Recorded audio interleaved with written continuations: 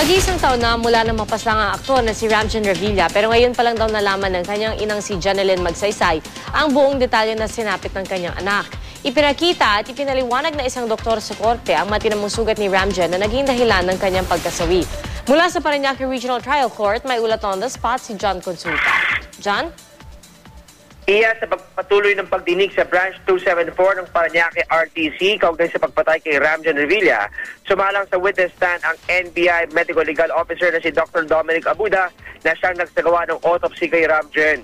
Ipinakita sa korte ni Dr. Abuda ang litrato ng mga sugat na tinamo ni Ramjen. Ayon kay Dr. Abuda, lumalabas na nagtamo ng 10 saksak si Ramjen.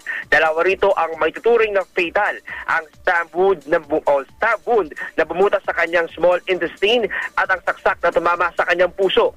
Paniwala ni Dr. Abuda, binaril muna si Ramjen para mapahina at tuluyang napatay dahil sa matinding blood loss dahil sa dami ng saksak na tinamo. Wala raw tatuwing o burns sa paligid ng gun wound na nakita kay Ramjen, kaya ang suspect 3 feet o higit pa ang layo ng parilin ng biktima. Bagamat may tama na ng bala, ay nagawa pa rin daw ni Ramjen na lumaban sa mga suspect base na rin sa mga defense wounds na nakita sa kanyang kamay at braso.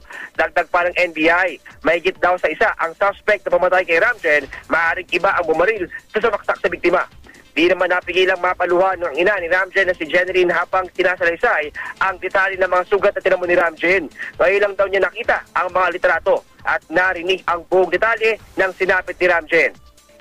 Mensahe niya sa mga suspect, sana raw ay makonsensya sila sa kanilang ginawa at lumantad na para di na madamay ang mga wala raw kasalanan sa kaso. At yan muna ang latest, balik sa Pia. Maraming salamat, John Consulta.